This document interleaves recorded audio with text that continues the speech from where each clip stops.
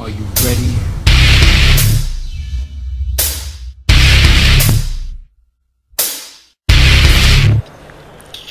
What's up, folks? So I want to show you more about my life. I want to show you a few things every week, maybe one video a week, that really gives you a more in-depth look at who I am at the core, where I've been, and where I'm going. So this is a little bit of Keith's backstory right now. Right now we are on Park Drive. If you don't know where this street is, it's a little dead-end street. Not too much on this road. There's just a few houses. Up here, up there is where Worcester football used to play way back in the day. I think they stopped playing there like late 90s, and they got their brand new field and brand new high school. But this is the street that I grew up on.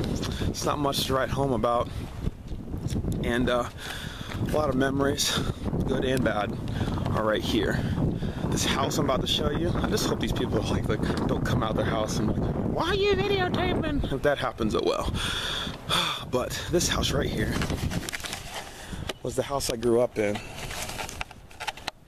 And like I said, it's not much to write home about. There used to be a garage down there. There's no garage anymore. Used to be a shed back there and patio where I had my dogs and everything. Up there, that was my mom's room. In the back was my bedroom. The front porch, obviously, side door, all this right here. I literally used to stand at this rock, about right here, and throw the baseball, or the tennis ball, I should say, at those stoops, at those steps, practice my pitching for baseball. I used to build snowmen in this front yard right here. Goodness gracious. We actually used to have a garden right here, so it's weird to see that this is grass. A lot of pain, a lot of crazy memories in this house. There's still bullet holes in our porch when we got shot at on Mother's Day. Ain't that something?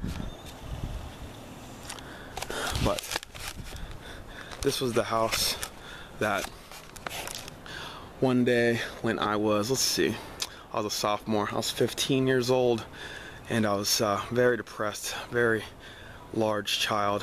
I hadn't been going to school regularly at all, and the police and children's services were involved in my life. I was troubled, man. And I remember this front door getting kicked out, getting kicked down. I was sitting there on the couch, literally had an IEP meeting. If you don't know what an IEP is, it's an individualized educational plan. I'm sorry for the wind. I'm gonna walk back up to my car. Individualized education plan, and I had a meeting the next day. They were gonna talk about what they're gonna do with me the next, for the following school year. They never let that meeting happen. Children's Services got protective custody over me, and they put me in the ward of the state, and they took me away from my mom, and they put me in placement. They put me in jail, actually, way down in southern Ohio, on the tip of West Virginia and Kentucky. And it sucked. I was gone away from my mom, just blink of the eye. I didn't have anything to say about it. They literally handcuffed me, acted like I was a criminal, put me in the back of the police car, and the police car was actually waiting up here for me. And I was just crying, and my mom was down there just yelling, and the whole neighborhood was just out watching us.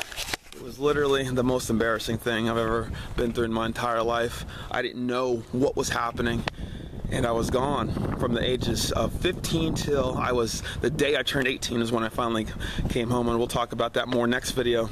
But as this series goes on, I just want to show you where I came from and show you that it doesn't matter how much of a struggle, man, this is hard to say. It doesn't matter how much of a struggle and how crazy things have happened to you in your life and throughout the course of your life, even now. Your past does not determine your future. Your past does not determine your final outcome. You can be something, you can be somebody, you are amazing, and there's no limits on you.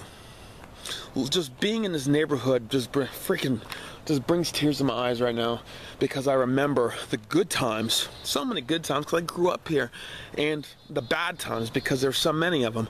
But you have to remember those good and those bad times, because that is what you cling to, that is what catapults you, that is what you grow from, that is what you learn from. And that's what helps mold you into the man or the woman that you will become. You have to grasp onto all the good and take that good and incorporate it into your life, into who you are becoming. And you have to grasp onto all that bad and all that negativity and make sure that it doesn't happen in your family. Make sure that it doesn't happen in your kids' life, and learn from that and grow from that and be the best that you possibly can be. I'll see you next week, and thank you for watching this video. Thank you for being a part of my journey, and we'll see where this goes. Like and subscribe. This is Woo Fit.